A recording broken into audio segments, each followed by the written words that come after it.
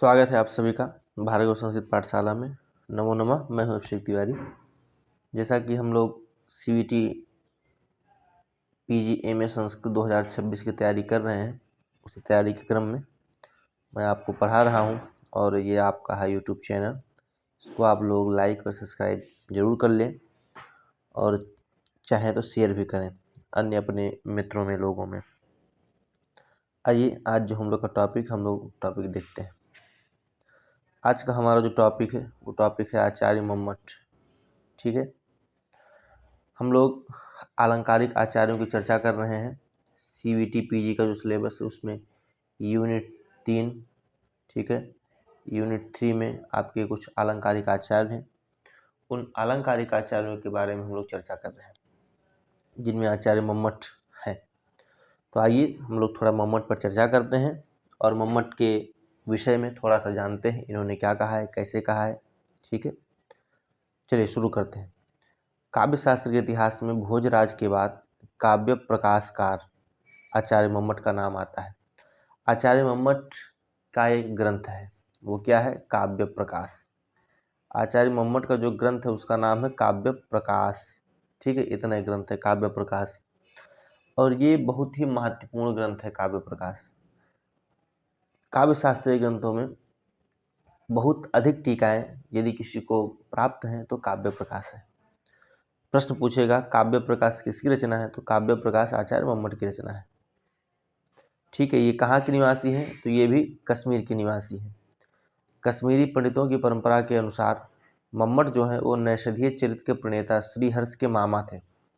किसके मामा थे? तो श्रीहर्ष के। प्रश्न पूछे कि नैषधीय चरितम के लेखक कौन है, तो नैषधीय चरितम के लेखक हैं श्रीहर्ष जी। ठीक है, नैषधीय चरितम के लेखक कौन है? नैषधीय चरित्र के तो श्रीहर्ष जी। और श्रीहर्ष के मामा थे कौन? आचार्य मम्मट। व्याकरण महाभाष्य के व्याख्याकार कैयट तथा यजुर्वेद भाष्यकार उवट, ये दोनों मम्मट के छोटे भाई थे। कहीं कहीं उ आधा हुआ व औटा उवट लिखा होता है और कहीं कहीं अवट लिखा होता है। ठीक है ना, तो दोनों एक ही है, पाठ भेद मिलता है। फिर कह रहे हैं कि इस अर्थ का प्रतिपादन काव्य प्रकाश के सुधा सागर नामक व्याख्या के प्रणेता भीमसेन ने किया। उनके अनुसार मम्मट जय्यट के पुत्र थे। ठीक है, प्रश्न आपसे अगर पूछे कि आचार्य मम्मट के पिता का क्या नाम था, तो आचार्य मम्मट के पिता का क्या नाम था? मम्मट के पिता का नाम जय्यट था। क्या था मम्मट के पिता का नाम? जय्यट। आचार्य मम्मट के पिता का क्या नाम था? तो जय्यट के पुत्र थे, अर्थात जय्यट इनके पिताजी का नाम था। जय्यट, जय्यट, जय्यट इनके पिताजी का नाम था और कैयट था उवट, ये दोनों इनके भाई थे। इतना इस स्लाइड में हमने देखा। ठीक है, आगे बढ़ते हैं। आचार्य मम्मट का काव्य शास्त्रीय ग्रंथ काव्य प्रकाश है। आचार्य मम्मट का जो काव्य शास्त्रीय ग्रंथ है उसका नाम है काव्य प्रकाश। आपसे प्रश्न पूछे कि काव्य प्रकाश, क्षम्यताओं, आचार्य मम्मट का जो ग्रंथ है उसका क्या नाम है, तो उसका नाम है काव्य प्रकाश। अब काव्य प्रकाश का विभाजन किस में हुआ है, तो काव्य प्रकाश का विभाजन उल्लासों में हुआ है। इसको सर्ग, अंक, परिच्छेद इत्यादि में न बांट करके इसको उल्लासों में बांटा गया है। और इसमें कितने उल्लास हैं, तो कुल 10 उल्लास हैं। ठीक है, काव्य प्रकाश में 10 उल्लास हैं, ये महत्वपूर्ण है। आप इसको जानिए कि काव्य प्रकाश में कितने उल्लास हैं, तो काव्य प्रकाश में 10 उल्लास हैं। और काव्य प्रकाश के रचनाकार कौन है, तो काव्य प्रकाश के रचनाकार आचार्य मम्मट है। ठीक है, पुनः है कि इसके मंगलाचरण में सरस्वती देवी की वंदना की गई है। काव्य प्रकाश के मंगलाचरण में किसकी वंदना की गई है, यह भी आपसे प्रश्न पूछ सकता है। तो काव्य प्रकाश के मंगलाचरण में भगवती श्री सरस्वती देवी की वंदना की गई है। काव्य प्रकाश, ठीक है, यहाँ देखिए, यहाँ सा लिख लीजिएगा। काव्य प्रकाश एक ऐसी कृति है जिसकी अत्यधिक टीकाएं हुई हैं। इसकी लगभग 75 टीकाएं तो केवल संस्कृत भाषा में ही उपलब्ध है, अर्थात संस्कृत में ही केवल उनके 75 टीकाएं हुई हैं। इसके बाद हिंदी, अंग्रेजी आदि भाषाओं में भी काव्य प्रकाश की बहुत सारी टीकाएं हुई हैं। ये सामान्य जानकारी के लिए है। प्रश्न इसमें से पूछेगा कि मम्मट का काव्य शास्त्रीय ग्रंथ काव्य प्रकाश है। काव्य प्रकाश 10 उल्लासों में बटा है। इसका विभाजन उल्लास में हुआ है और कितने उल्लास हैं, तो 10 उल्लास हैं। ठीक है। मंगलाचरण में किसकी वंदना की गई है, तो मंगलाचरण में सरस्वती देवी की वंदना की गई है, सरस्वती देवी की वंदना की गई है। ठीक है, यहाँ से ये प्रश्न आएगा। उसके बाद में ये तो सब चलो बहुत वो नहीं है, इसको पढ़ना नहीं है। ठीक है। आनंदवर्धन द्वारा ध्वन्यालोक की रचना किए जाने के बाद अनेक विद्वानों ने ध्वनि सिद्धांत का खंडन किया। जब आनंद, चूंकि यद्यपि आनंदवर्धन के पूर्व में भी ध्वनि थी, ध्वनि संप्रदाय था। ठीक है, मतलब ध्वनि संप्रदाय तो नहीं कह सकते हैं, लेकिन ध्वनिवादी आचार्य थे आनंदवर्धन के पूर्व भी। लेकिन जब आनंदवर्धन ने अपने ध्वन्यालोक को लिखा और ध्वन्यालोक लिख करके ध्वनि के लिए चर्चा कर रहे थे कि जब आनंदवर्धन ने ध्वन्यालोक नाम का जो ग्रंथ लिखा और ध्वन्यालोक का ग्रंथ लिख करके ध्वनि संप्रदाय की प्रतिष्ठा की और ध्वनि पर विशेष महत्व दिया, काव्य की आत्मा ध्वनि है, उसके बाद लोगों ने आनंदवर्धन के बाद जो अन्य जो परवर्ती जो आचार्य हुए, उन आचार्यों में अनेक लोगों ने ध्वनि के सिद्धांत का खंडन किया, कहा नहीं ऐसे नहीं है, वैसा है। ठीक है, उन्होंने अपने अपने मत दिए। किंतु जब आचार्य मम्मट आते हैं तो उन्होंने काव्य प्रकाश का ग्रंथ लिखा और इस काव्य प्रकाश के ग्रंथ का प्रणयन करके ध्वनि सिद्धांतों की प्रतिष्ठा की। इन्होंने प्रबल समर्थन किया ध्वनि सिद्धांत का और अपने तर्क से अनेक परवर्ती आचार्यों का खंडन भी किया। किसके परवर्ती, तो आनंदवर्धन के परवर्ती और अपने पूर्ववर्ती आचार्यों का। ठीक है, अतः इन्हें ध्वनि का प्रतिष्ठापक परमाचार्य कहा जाता है। ये लाइन यहाँ से इंपॉर्टेंट है, आपसे प्रश्न पूछे कि ध्वनि प्रतिष्ठापक परमाचार्य किसे कहा जाता है, तो ध्वनि प्रतिष्ठापक परमाचार्य आचार्य मम्मट को कहा जाता है। और ध्वनि संप्रदाय के प्रवर्तक आचार्य कौन है, तो वो है ध्वन्यालोक के रचनाकार कौन, आनंदवर्धन जी। ध्वनि संप्रदाय के प्रवर्तक आचार्य आनंदवर्धन है और ध्वनि प्रतिष्ठापक परमाचार्य आचार्य मम्मट को कहा जाता है। ठीक है, यहाँ से ये है। आगे चला जाए, आगे है काव्य प्रकाश। अब जो ग्रंथ, उस ग्रंथ के बारे में हम थोड़ा सा चर्चा करते हैं। ग्रंथ 10 उल्लासों में बटा है। ठीक है, प्रथम उल्लास में काव्य का लक्षण कहा गया है। प्रश्न पूछेगा काव्य प्रकाश के प्रथम उल्लास में क्या चर्चा है, तो उसमें काव्य का लक्षण, जिसमें काव्य की परिभाषा है, काव्य का प्रयोजन क्या है और काव्य के उसके कारणों पर चर्चा की गई है। द्वितीय उल्लास में शब्दार्थ का वर्णन किया गया है, अर्थात शब्द और अर्थ की परिभाषा, उनके प्रकार, ध्वनि शक्ति के विषय में विस्तार से बताया है। तृतीय उल्लास में क्या है, तो तृतीय उल्लास में शब्द शक्ति का वर्णन किया गया है, जिसमें अभिधा, लक्षण और व्यंजना तीनों शक्तियों के प्रकार, उनके कार्य क्षेत्र और उदाहरण प्रस्तुत किए गए हैं। ठीक है, ये थोड़ा सा काव्य प्रकाश के बारे में चर्चा कर रहे हैं हम लोग, काव्य प्रकाश ग्रंथ के बारे में। चतुर्थ उल्लास में रस भेद और भेद निर्णय, अर्थात रस की व्यंजना विभिन्न रूपों में की गई है। पंचम उल्लास में गुणीभूत व्यंग की चर्चा की गई है। छठे उल्लास में चित्र काव्य की चर्चा की गई है। सप्तम उल्लास में दोषों का दर्शन है। ठीक है, अर्थात इसमें दोषों का वर्णन किया गया है। ठीक, काव्य में होने वाले विभिन्न दोषों का वर्णन है, रस दोष का वर्णन सप्तम उल्लास में है। उसके बाद आठवें उल्लास में क्या है, तो आठवें उल्लास में गुणों की चर्चा की गई है। ठीक है, अष्टम उल्लास में गुण का चर्चा की गई है, गुण और थोड़ा सा अलंकार की परिभाषा उसमें बता देते हैं। ठीक है, और नवम और दसम में इन दो परिच्छेद में अलंकारों की चर्चा है। इसमें शब्दालंकार है और इसमें अर्थालंकार है। नवम दसम में अलंकारों की चर्चा है, जिसमें शब्दालंकार नवम में है और अर्थालंकार दसम में है। आठवें उल्लास में गुणों की चर्चा है। गुणों की चर्चा करने के बाद अंत में थोड़ी सी अलंकार की परिभाषा बता देते हैं, लेकिन अष्टम उल्लास में गुण की ही चर्चा माने हैं और सातवें में दोष की चर्चा है। प्रश्न आपसे इसमें से यही पूछ सकता है, मान लो पूछ ले आपसे कि दसम उल्लास में क्या है, नवम उल्लास में किसका वर्णन है, या अष्टम उल्लास में क्या है, अथवा सप्तम उल्लास में क्या है। ठीक है, ऐसा सब प्रश्न आपसे पूछ सकता है, तो इसके बारे में थोड़ी सी भी जानकारी रखिए। मंगलाचरण, किसका मंगलाचरण, तो काव्य प्रकाश का मंगलाचरण। ठीक है, काव्य प्रकाश, ये काव्य प्रकाश का मंगलाचरण है। काव्य प्रकाश के मंगलाचरण में किसकी स्तुति की गई है, तो सरस्वती जी की। ठीक है, आपसे प्रश्न पूछे किसकी स्तुति की गई है, तो सरस्वती जी की। कह रहा है कि नियत कृत नियम रहिताम ह्लादैक मयीम अनन्य परतंत्राम नवरस रुचिराम निर्मितिम आदरतिम भारती कबीर जयती। ठीक है, नवर नियतिकृत नियम रहिताम ह्लादैक मयीम अनन्य परतंत्राम नवरस रुचिराम निर्मितिम आदधतीम आदहति भारती कबीर जयति। कह रहे हैं कि नियतिकृत नियम रहिताम, नियति के द्वारा जो नियम है उस नियमों से रहित, ह्लादैक मयीम केवल और केवल आनंद मात्र स्वभाव वाली, अनन्य परतंत्राम स्वभाव वाली जो कवि प्रतिभा है, उस कवि प्रतिभा को छोड़ करके अन्य किसी के अधीन न रहने वाली, क्या तो कह रहे हैं नव रस रुचिराम, नव रसों से युक्त निर्मितिम आदहति भारती कबीर जयति।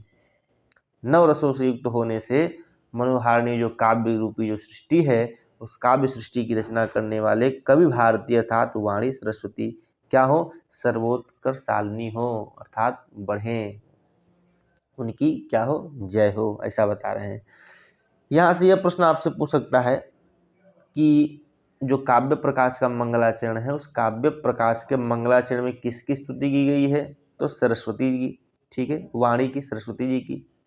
उसके बाद कौन सा अलंकार है, तो व्यतिरेक अलंकार है। छंद क्या है, तो आर्या छंद। आर्या छंद का लक्षण क्या है, यस्याप आदेश करके है, ठीक है। जब छंद की चर्चा करेंगे तब उसमें बताएंगे, तथापि आपके पास होगा तो आप छंद देख लीजिएगा, नहीं होगा तो अगले जब हम लोग भी चर्चा चल रही है उसमें छंद भी आएगा, छंद भी बताएंगे, अलंकारों की चर्चा आएगी, अलंकार बताया जाएगा। लेकिन इस मंगलाचरण को दे करके एक लाइन दे दे और पूछ ले इसमें कौन सा अलंकार है, तो व्यतिरेक अलंकार मारिएगा। छंद कौन सा है, आर्या छंद मारिएगा, ठीक है। तो मंगलाचरण हमने पढ़ा कि नियतिकृत नियम रहिताम ह्लादैक मयीम अनन्य परतंत्राम नवरस रुचिराम निर्मितिम आदहति भारती कबीर जयति। ऐसे भारती कवि की क्या हो, जय हो, वाणी की, सरस्वती की जय हो। जो नियति द्वारा निर्धारित नियमों से रहित केवल आनंद मात्र स्वभाव वाली कवि प्रतिभा को छोड़कर अन्य किसी के अधीन न रहने वाली, नवरसों से युक्त होने से मनोहारिणी जो काव्य सृष्टि की रचना करने वाली कवि भारती की जो वाणी है वो सर्वोत्कृष्टशाली हो, ठीक है, ऐसा बता रहे हैं। अर्थात कह रहे हैं कि जो काव्य सृष्टि करने वाली जो कवि की वाणी है वो कैसी है, तो कह रहे हैं कि नियतकृत नियम रहिताम। ये नियतकृत नियम रहिताम किसका विशेषण है, तो उसी कवि की, भारती था उसी वाणी की विशेषता है। नियतकृत नियम रहिताम ह्लादैक मयीम अनन्य परतंत्राम नवरस रुचिराम निर्मितिम आदहति भारती कबीर जयति। ठीक है, इसको बढ़िया से हम लोग और पढ़ेंगे जब केवल और केवल मंगलाचरण पर ही चर्चा होगी विशेष रूप से, तब इसको हम लोग पद पदार्थ के बारे में चर्चा करेंगे। अब आचार्य मम्मट ने अपने काव्य प्रकाश में काव्य का प्रयोजन बताया है कि काव्य का प्रयोजन क्या है। तो उस काव्य का प्रयोजन की चर्चा कर रहे हैं। कह रहे हैं कि काव्यम यश से, काव्य जो होता है यश के लिए भी होता है, काव्यम यश से। फिर क्या बता रहे हैं, अर्थकृते, एक हो गया यश, दूसरा हो गया अर्थकृत। काव्य कैसा होता है, तो अर्थकारी भी होता है। तीसरा व्यवहार विदे, व्यवहार के लिए भी होता है। आप जब काव्य पढ़ेंगे तो उसमें व्यवहार कैसे किया जाता है वो व्यवहार भी आपको बताएगा। शिवेतर क्षतय, शिव से इतर जो है अर्थात शिवेतर जो है उसकी रक्षा के लिए, क्षम्यताम, शिवेतर जो है, शिव का अर्थ होता है कल्याणकारी, और शिव से जो इतर है अर्थात अकल्याणकारी है, तो वह शिवेतर क्षतय, तो जो अकल्याणकारी है उसको समाप्त करने के लिए। ये चौथा हो गया। फिर कहा कि सद्यः पर निर्वितये और कांता सम्मित तयो उपदेश युजे, कांता सम्मित उपदेश, ठीक है। तो पांच प्रयोजन बताए हैं। यश, काव्यम यश से, अर्थकृते, व्यवहार विदे, शिवेतर क्षतये, सद्य पर निर्वृतये, कांता सम्मित तयो उपदेश युजे। इस प्रकार से काव्य प्रकाशकार काव्य का प्रयोजन बताते हैं, ठीक है। तो अब इस काव्य के प्रयोजन के बारे में हमने चर्चा किया। अब थोड़ा सा इसके बारे में हम हिंदी जान लेते हैं कि आचार्य मम्मट जो हैं वो किस प्रकार से चर्चा करते हैं, ठीक है। तो उसमें चर्चा करते हुए कह रहे हैं कि चार ये हो गया, और पांचवा सद्य पर निर्वृतये, ये आपका पांचवा हो गया। पहला तो हो गया काव्यम यश से, यश के लिए, दूसरा अर्थकृते, तीसरा व्यवहार विदे, चौथा शिवेतर क्षते, पांचवा सद्य पर निर्वृतये, और छठवां क्या है, कांता सम्मित तयो उपदेश। ये 6 काव्य के प्रयोजन बता रहे हैं, 6 काव्य के प्रयोजन बताते हैं। क्या कहते हैं काव्य के प्रयोजन, इसको समाप्त किया जाए, हटाया जाए। काव्य के प्रयोजन के बारे में बताते हैं। हाँ, देखते हैं कि जो काव्य होता है ना, बताते हैं कि काव्यम यस्य, जब हम काव्य इत्यादि पढ़ते हैं तो इस पद्य के द्वारा आचार्य मम्मट क्या बता रहे हैं, कह रहे हैं काव्य, पहले तो जो इसका हिंदी लिखा, हिंदी एक बार समझ लीजिए, फिर जब मैं इसको बताऊंगा तो आसानी से आ जाएगा। कह रहे हैं कि काव्य यश जनक, अर्थ का उत्पादक, अर्थ अर्थात वृत्ति का उत्पादक है, पैसा का, व्यवहार का बोधक है, शिवेतर, शिव अर्थात कल्याण और शिवेतर अर्थात अकल्याण, उससे भिन्न जो अनिष्ट है उस अनिष्ट का नाशक होता है, शिवेतर क्षतय। ये बता रहे हैं कि शिवेतर क्षतय जिसे पढ़ने के साथ ही परम आनंददायक हो, सद्यः परिनिर्वृत और स्त्री के समान उपदेश प्रदान करने वाला होता है। क्या होता है, तो ये काव्य ही है। काव्य जो है, काव्य से हमको यश की भी प्राप्ति हो जाती है, काव्य से ही हमको अर्थ की भी प्राप्ति होती है, काव्य से ही हमको व्यवहार का भी बोध होता है, किस प्रकार से हमको व्यवहार करना चाहिए, कैसे नहीं करना चाहिए। काव्य भी हमारे शिवेतर जो है उस शिवेतर का भी नष्ट करने वाला है, शिवेतर को भी नष्ट करने वाला है। शिव से जो इतर है अर्थात जो अकल्याणकारी है हमारे लिए, काव्य उसको भी नष्ट करने वाला है। फिर कह रहे हैं सद्यः शीघ्र ही पर निर्वृत है, शीघ्र ही जिसको पढ़ने से हमको आनंद की प्राप्ति हो जाए, परमानंद भी प्रदान करने वाला है। और कांता सम्मित उपदेश युजे, और पत्नी के समान अर्थात स्त्री के समान उपदेश करने वाला है, ऐसा बता रहे हैं। 6 काव्य के 6 प्रयोजन बताए हैं, 6। ठीक है, अब ये जो लिखा है कांता सम्मित उपदेश अर्थात स्त्री सम्मित उपदेश, उपदेश 3 प्रकार का होता है।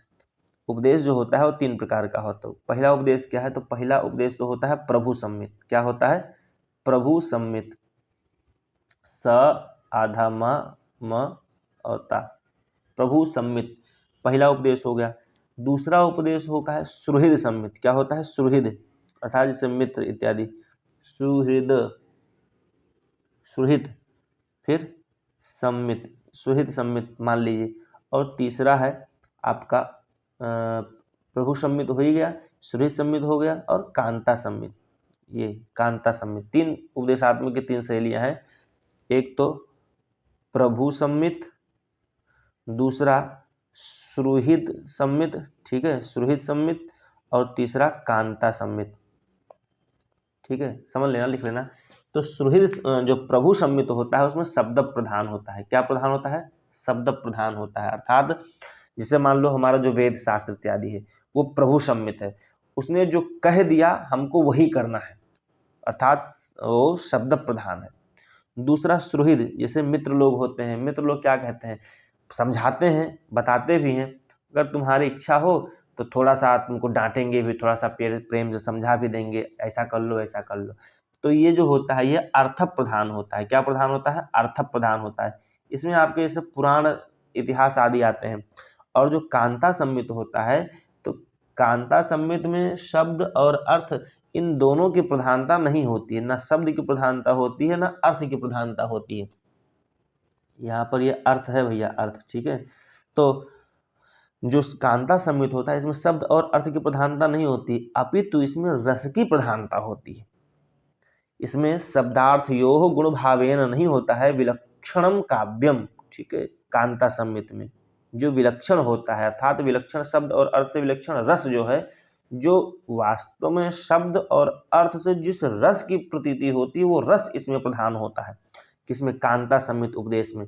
अब उदाहरण के रूप में समझ लो कि मान लो आप पति हैं और आपकी पत्नी है, मान लीजिए आप थके हारे कहीं से आए घर में, और रात्रि में पत्नी आपके लिए बढ़िया सा भोजन लगाती है, भोजन निकाल के रखती है, और गर्मी का मौसम है और बगल में आप खाना खा रहे हैं और पंखा लेकर के बगल में बैठी हवा कर रही है, और हवा कर रही है, आप भोजन कर रहे हैं। अब उसको देखो, उसको आपसे कोई काम निकलवाना है या उसका कोई अपना काम है, तो कितने प्रेम से कहती है, ना जी, तो सुने हैं ना जी, ठीक है, तो ऐसा था, एक ही हार लेना था, वो पड़ोसी वाली बहुत सुंदर पहनी थी, देखकर अच्छा लगा, लेकिन चलो पैसा नहीं है, जब कभी आएगा तो ले लिया जाएगा।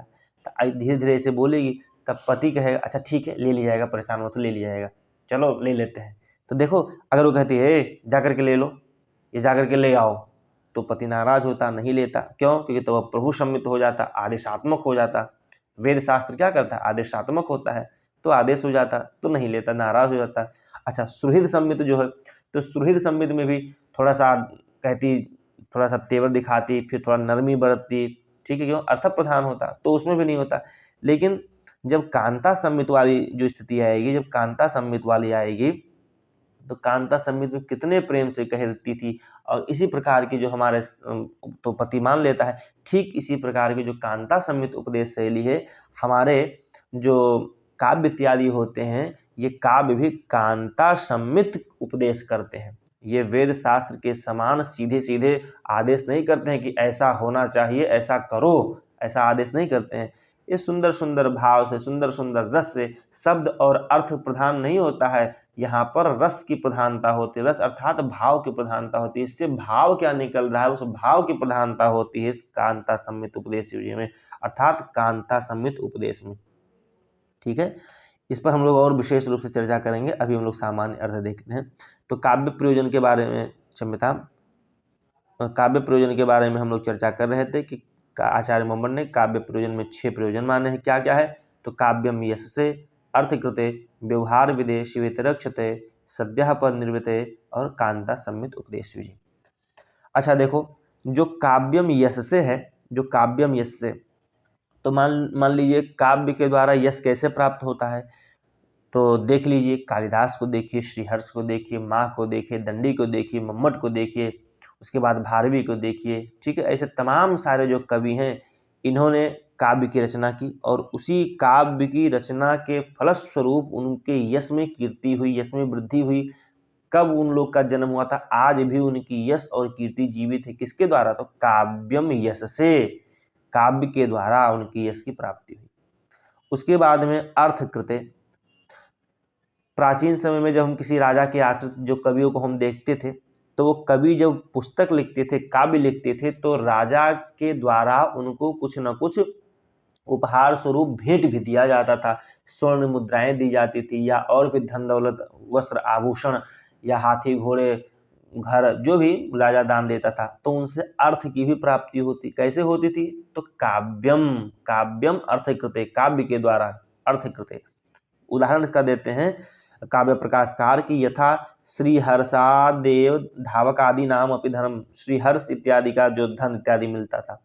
अच्छा, फिर कह रहे हैं व्यवहार विदे, जो व्यवहार विदे है, तो कह रहे हैं काव्येन व्यवहार ज्ञानम भवति, काव्य के द्वारा व्यवहार का भी ज्ञान होता है। जैसे राजादिगत उचित आचार परिज्ञानम, राजा आदि के लिए हमको किस प्रकार से उचित आचरण करना चाहिए, उचित व्यवहार करना चाहिए, और उनके द्वारा कैसे व्यवहार किया जाता है, ये सब भी काव्य के माध्यम से ही समझ जाते हैं। चौथा शिवेतरक्षते।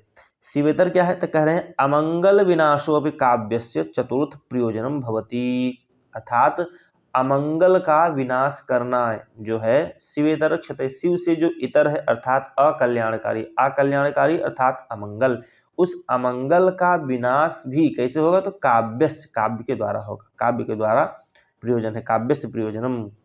चतुर्थ प्रयोजनम कहा अस्ति? तो चतुर्थ प्रयोजनम भवति अमंगल विनाशो, काव्यस्य अमंगल विनाश। ठीक है, अमंगल का विनाश करना। उदाहरण इसका काव्य प्रकाशकार देते हैं, यथा आदित्यादेर मयूरादि नाम इव अनर्थ निवारणम। ठीक है, जिसे मयूर कवि सूर्य शतक लिख करके अपने कुष्ठ रोग से जिस प्रकार से छुटकारा पा गए थे, उसी प्रकार से जो अमंगल, उस अमंगल का नाश भी होता है। एक मयूर कवि थे, तो मयूर कवि को कुष्ठ रोग हो गया था, तो उनको कहा गया था कि आप जाइए और सूर्य भगवान की वंदना कीजिए। तो वो जा करके एक नदी के किनारे के वृक्ष के डाल पर बैठते हैं, और वहाँ पर एक रस्सी, क्या रस्सी होती है या उसको लता होती है, उस लताओं से बांध करके अपने कुर्सी में रखते हैं, और एक दिन एक एक पद्य की रचना करते हैं भगवान सूर्य के लिए, और कहते हैं कि मैं एक दिन एक पद्य की रचना करूंगा, और 100वें दिन यदि ये मेरा कुष्ठ रोग ठीक नहीं होता है, तो मैं जो लता है जिसके द्वारा मैं बांधा हूँ, इस पेड़ पे रुका हुआ हूँ, वो एक एक लता एक एक दिन काटा करते थे। जैसे एक श्लोक लिख लिया तो आज एक लता काट दिए। उसी प्रकार से वो कहते कि यदि मैं 100वें दिन अगर मैंने श्लोक रचा और मेरा कुछ ठीक नहीं हुआ, तो मैं लता तोड़ दूंगा और इस नदी में कूदकर अपने जान दे दूंगा, अपने प्राण दे दूंगा। तो प्रत्येक दिन वो एक एक लिखते थे, और 100वें दिन 100 श्लोक लिखकर उन्होंने सूर्य शतकम लिखा। क्या हो गया? सूर्य शतकम। और सूर्य शतकम लिखा, और अंतिम रस्सी जब, या अंतिम उन्होंने उसको काटा, तो भगवान सूर्य नारायण का प्रादुर्भाव होता है, और वो उनके कुष्ठ रोग से उनको समाप्त कर देते हैं। तो यहाँ पर जो शिवेतरक क्षतय है, उस शिवेतरक क्षतय की चर्चा कर रहे थे कि किस प्रकार से शिव से इतर अर्थात अमंगल का नाश हो गया। जैसे मयूर कवि के द्वारा सूर्य शतकम, मयूर कवि ही सूर्य शतकम रचित्वा कुष्ठ रोगात निवृत्तः अभवत, कुष्ठ रोग से इस प्रकार से निवृत्त हो गए थे, उसी प्रकार से काव्य के द्वारा शिवेतर का क्षरण भी होता है, अमंगल का नाश भी होता है। फिर कह रहे हैं सद्यः पर निर्वृत, जो पांचवा है, तो सकल प्रयोजन मौलिभूतम, सकल प्रयोजन मौलिभूतम समनंतरमेव रसस्वादन समुद्भूतम वेदांतरम आनंदम अनुभूयते। ठीक है, काव्यम पठित्वा तत्क्षणमेव परमानंद प्राप्ति ही भवती। कह रहे हैं सद्यः, सद्यः माने तत्क्षण, जैसे पढ़ो वैसे आनंद आएगा, सद्यः निवृत्ति हो जाए। कैसे निवृत्ति, तो कह रहे हैं आनंद की निवृत्ति, आनंद से निवृत्ति नहीं, आनंद की प्राप्ति हो जाए। तो कैसे होगा, तो कह रहे हैं काव्यम पठित्वा सद्यः अर्थात तत्क्षणमेव परमानंद प्राप्ति ही भवती। उदाहरण के लिए कह रहे हैं कि जैसे हम काव्य को पढ़ते हैं वैसे ही हमको आनंद की प्राप्ति हो जाती है। कैसे आनंद की प्राप्ति हो जाती है, तो कोई श्रृंगारिक कारिका या श्रृंगारिक श्लोक जैसे पढ़ते हैं वैसे ही हमारे हृदय में प्रसन्नता आ जाती है, हम आनंदित हो उठते हैं। तो वही क्या है, वही है सद्यापन निवृत्त, उसी को तो बोलते हैं सद्यापन निवृत्त, कि जैसे ही काव्य पढ़ें तत्क्षण ही हमको आनंद की प्राप्ति हो जाए। और छठा और अंतिम क्या है, कांता सम्मित उपदेश युजे। ठीक है, कह रहे हैं इसमें है ना कि राम आदिवत प्रवर्तितव्यम न रावण आदिवत, यथा योग्यम इति यथा योग्यम अस्माभिः सर्वथा करणीयम यत्नीयम, जो भी है। काव्यम कांतेव सरसताम प्रतिपादयति रामादिवत वर्तितव्यम। कांता सम्मित जो उपदेश है वो कैसे हमको उपदेश देता है, उपदेशात्मक शैली में कहता है कि आपको राम आदि की तरह व्यवहार करना चाहिए, रावण आदि की तरह व्यवहार नहीं करना चाहिए। नहीं भैया, रावण आदि की तरह जो व्यवहार होता है देखिए उसका अंतिम क्या होता है, परिणाम क्या होता है, कैसे इसको बताती है। तो ऐसा व्यवहार मत करना, ऐसे नहीं कहती है, वो कांता सम्मित उपदेश करती है। काव्य जो है वो काव्य कांता सम्मित उपदेश करता है। और उपदेशात्मक शैली तीन प्रकार की होती है, प्रभु सम्मित, सुहृद सम्मित और कांता सम्मित। ठीक है, प्रभु सम्मित में आपके वेद शास्त्र आते हैं, सुहृद सम्मित में आपके पुराण इतिहास आते हैं, और कांता सम्मित में आपके काव्य इत्यादि आते हैं। इस कारिका में इस काव्य प्रयोजन, क्षम्यताम भैया, काव्य प्रयोजन में हमने इसको देखा। अब हम लोग आगे बढ़ते हैं। काव्य का हेतु, काव्य के हेतु के बारे में चर्चा कर रहे हैं। काव्य का हेतु क्या है, तो कह रहे हैं शक्ति निपुणता लोक शास्त्र काव्यादि वेक्षणात् काव्यज्ञ शिक्षाभ्यासा इति हेतु तद उद्भवे, इति हेतु तद उद्भवे। ये सब कारिका याद कर लेना भैया, ठीक है, ये सारी कारिकाएं बहुत महत्वपूर्ण, इसलिए मैं बता रहा हूँ। जो काव्य का हेतु है, काव्य के हेतु में इसमें प्रश्न पूछेगा कि आचार्य मम्मट ने अपने काव्य प्रकाश में कितने काव्य हेतु की चर्चा की है, तो 3 काव्य हेतु की चर्चा की। और 3 काव्य हेतु क्या है, तो कह रहे हैं शक्ति। ठीक है, पहला तो शक्ति हो गया, दूसरा क्या, दूसरा कह रहे हैं निपुणता। ठीक है, क्या कह रहे हैं, दूसरा निपुणता कह रहे हैं। पहला तो शक्ति हो गया, दूसरा आपका निपुणता कह रहे हैं। ठीक है, और तीसरा क्या कह रहे हैं, तीसरा कह रहे हैं अभ्यास।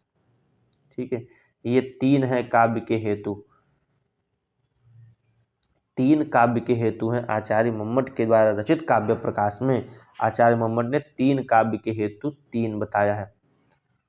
अरे भैया एक सेकंड, कहाँ चला जा रहा है। हाँ, काव्य के हेतु की चर्चा करते हुए आचार्य मम्मट ने 3 काव्य के हेतु बताए हैं, जिसमें पहला शक्ति, दूसरा निपुणता और तीसरा क्या है, तीसरा अभ्यास है। ये बता ही दिया। आइए हम लोग श्लोक पढ़ते हैं। श्लोक है कि शक्ति निपुणता लोक शास्त्र काव्यादि वेक्षणात् काव्यज्ञ शिक्षाभ्यासा इति हेतु तद उद्भवे। काव्य की रचना में 3 कारण होते हैं, वे इस प्रकार हैं। पहला तो शक्ति, दूसरा लोक व्यवहार शास्त्र तथा काव्य आदि के ज्ञान द्वारा उत्पन्न निपुणता। ठीक है, तथा काव्य को जानने वाले गुरु की शिक्षा के अनुसार काव्य निर्माण का अभ्यास। ये 3 काव्य के हेतु हैं। शक्ति क्या है, तो कह रहे हैं शक्ति के बारे में कह रहे हैं कि शक्ति ही कवित्व बीज भूत संस्कार विशेष है। शक्ति क्या है, तो कवित्व बीज भूत संस्कार विशेष है, जिसके बिना काव्यम न प्रसरेत, जिसके बिना काव्य का निर्माण नहीं होता है। याम बिना काव्यम न प्रसरेत अप्रसृतम वोपहासनीयम स्यात्। ठीक है, शक्ति जो है तो कह रहे हैं कि कवित्व बीज रूप की जो शक्ति होती है वो शक्ति काव्य का हेतु, काव्य के हेतु में 3 बताएं। पहला शक्ति, क्या शक्ति, तो कह रहे हैं काव्य के निर्माण में जो कवित्व बीजभूत संस्कार विशेष है वही शक्ति है, और यदि वो शक्ति नहीं होगी तो हम काव्य का निर्माण नहीं कर पाएंगे, और यदि हम काव्य का निर्माण बिना शक्ति के कर भी रहे हैं तो वो काव्य हमारे लिए केवल और केवल उपहास का ही विषय बनेगा। दूसरा कह रहे हैं निपुणता, पहला शक्ति हो गई, दूसरा निपुणता। निपुणता कह रहे हैं कि छंदो व्याकरण आदि शास्त्राणाम कोश कला चतुर्वर्गादि लक्षण ग्रंथानाम इतिहास आदि ग्रंथानाम च विमर्शनादि व्युत्पत्ति बहुत तदेव नैपुण्यम, इस सब में निपुणता होनी चाहिए। और तीसरा बता रहे हैं अभ्यास, तो कह रहे हैं अभ्यास में बता रहे हैं कि ये काव्यम कर्तुम विचार्यतुम च जनान्ति तदुपदेशेन काव्यम करणीयम पौनः पुण्येन अभ्यासः करणीया। अत्र एते त्रयः हेतवः सम्मिलिताः न तु व्यस्ताः, इसमें बता रहे हैं। ठीक है, समुल्लासे काव्यस्य उद्भवे निर्माणे समुल्लासे च हेतुः न तु हेतवः, ये हेतु है, हेतवः नहीं है। ठीक है, त्रयः हेतवः सम्मिलिताः, ये तीनों सम्मिलित रूप से हेतु हैं, अलग अलग नहीं है। ठीक है, तो खैर इतना बहुत, अभी आप काव्य प्रकाश नहीं पढ़ रहे, कितना अंदर में हम घुस के आपको बताएं। आप इतना समझिए जो 3 काव्य के हेतु हैं, प्रश्न पूछेगा कि आचार्य मम्मट ने काव्य के हेतु की संख्या कितनी बताई है, 3 बताई है। वो कौन कौन से हैं, तो शक्ति है, निपुणता है और अभ्यास है। ठीक है, उसकी हिंदी लिखी हुई, हिंदी पढ़ लीजिए, बस यही है। आगे चलते हैं। आगे आचार्य मम्मट ने काव्य जो काव्य के भेद हैं, वो काव्य के कितने भेद बताए हैं, तो काव्य के 3 भेद बताए हैं, जिसमें आपका उत्तम काव्य, मध्यम काव्य और अधम काव्य आता है। उत्तम काव्य को ही ध्वनि काव्य कहा गया है, मध्यम को गुणीभूत व्यंग काव्य कहा गया और अधम काव्य को चित्र काव्य कहा गया है। ठीक है, इतना आप जानिए। आचार्य मम्मट ने इसमें लक्षणा के बारे में चर्चा करते हुए लिखे हैं कि मम्मट ने लक्षणा के 6 भेद माने हैं। कितने? 6 भेद। और विश्वनाथ जी ने 80 भेद माने हैं लक्षणा के। लक्षणा के विश्वनाथ ने 80 और आचार्य मम्मट ने 6 भेद माने हैं। चलिए, हम लोग का जो था आज हम लोगों ने इतना पढ़ा, थोड़ा सा मम्मट के बारे में जानकारी लिया। मम्मट के ग्रंथ कौन है, मम्मट के पिता का क्या नाम था, मम्मट के भाई कौन है, मम्मट कहाँ के निवासी हैं, ये सब प्रश्न पूछेगा। काव्य प्रकाश किसकी रचना है, काव्य प्रकाश किसमें बटा है, तो उल्लासों में बटा है। उल्लास कितने हैं, तो 10 उल्लास हैं। 10 उल्लास में 1 से लेकर 10 तक में क्या क्या वर्णन किया गया है, ये भी सामान्य जानकारी काव्य प्रकाश के बारे में देखा। काव्य प्रकाश में क्या उसका मंगलाचरण है ये देखा, उसके काव्य प्रयोजन क्या है ये देखे, उसकी काव्य हेतु क्या है ये देखा। इसका काव्य लक्षण आचार्य मम्मट ने काव्य लक्षण दिया है, ये अभी हम लोग यहाँ देख लेते हैं। आचार्य मम्मट के द्वारा जो काव्य लक्षण है वो काव्य लक्षण क्या है, तो है तद दोषौ, क्या है, तद दोषौ शब्दार्थौ, क्या है, तद दोषौ शब्दार्थौ सगुणावन अलंकृति, सगुणा सगुणावन सगुणावन अलंकृति, सगुणावन अलंकृति। ठीक है, अलंकृति पुनः क्वापि, क्या है, पुनः क्वापि। ये जब हम सभी आचार्यों का वाद पढ़ाएंगे किसने क्या क्या कहा है तो इसके बारे में चर्चा करेंगे। इतना जानिए कि काव्य आचार्य मम्मट ने काव्य का लक्षण क्या दिया है, तो उन्होंने तद दोषौ शब्दार्थौ सगुणावन अलंकृति पुनः क्वापि कहकर अपने काव्य का लक्षण दिया है। ठीक है, आज हम लोग यहीं पर मम्मट जो है यहीं पर हम लोग इनको विराम देते हैं। अगले लेक्चर में हम लोग फिर से मिलेंगे, फिर से जुड़ेंगे अगले अलंकारिक जो कवि होंगे या आचार्य होंगे उनको लेकर के। और वीडियो अच्छी लगी हो तो लाइक सब्सक्राइब जरूर कीजिए और अपने मित्रों को, सहपाठियों को बताइए। CVT PG MA संस्कृत तैयारी एंट्रेंस की फ्री ऑफ कॉस्ट आपके इस यूट्यूब चैनल भार्गव संस्कृत पाठशाला पे हो रहा है। ठीक है, जैसे आप देखिए यहाँ पे ये लिखा है ना CVT वाला, ये क्या बोलते हैं, ये इसको पढ़ लीजिए, ये MA संस्कृत के लिए है, ये मैं पढ़ा ही रहा हूँ। CVT GPG नेट संस्कृत विषय संबंधी तैयारी के लिए जुड़े भार्गव संस्कृत पाठशाला यूट्यूब से। ठीक है, मिलते हैं पुनः अगले लेक्चर में, तब तक हरिओम नमो नमः।